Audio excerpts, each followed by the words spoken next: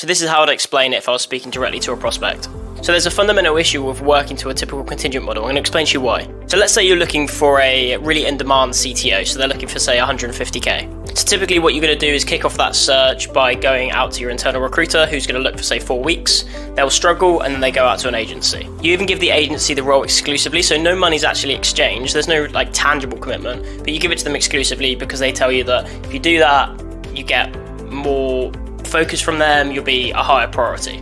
4 weeks has already passed in the search, it's getting quite urgent now, and the agency then spends the next 8 weeks finding you candidates, sending you some CVs, getting them through to final, and you actually get through to offer stage. So you actually offer one of their candidates. So as far as you're concerned, it's all worked really great so far. But what you don't know has happened over the last 8 weeks, because you're working with a contingent agent, and because that recruiter has to maximize their chance of getting a fee from somewhere. They don't care if it's you who pays them or someone else who pays them. They don't care where that fee comes from.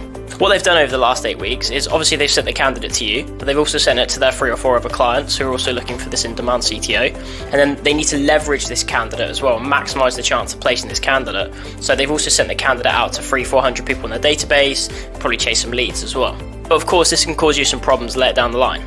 So fast forward back to the offer stage, so you're 3 months into the search, it's super urgent at this point, no other work's been done on this role because it's sat exclusively with the agency, but you're getting an offer out, which is great. So let's say the CTO is looking for 150k, and because you're working exclusively with this contingent agency, they've given you a discount, so say you're working at 15%, all good.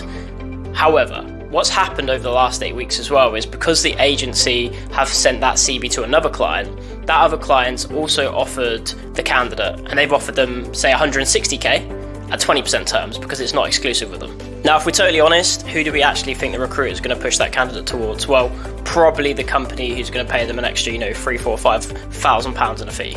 So now you're in a situation where you've been working for 3 months on this search, 2 months exclusively with an agency, so no other work's actually been done on it, and this agency is actually convincing a candidate not to join you. Doesn't make any sense, does it? And this is where you flip it. So what you would say is, now as part of our retained service, and one of our 12 retained services, is we actually offer exclusive candidates. So we won't actually send that candidate to anyone else whilst we're in process with you. Obviously we'll send it to someone else, a candidate to someone else, once you've rejected them. Hopefully you don't, hopefully you offer them, but they won't go anywhere else. And no prospect or client is ever going to say, no, we don't want this service. That's one of the key points of this. It's a tangible service that everybody wants and no one's going to say no to, which is super, super important when you're building a retained service.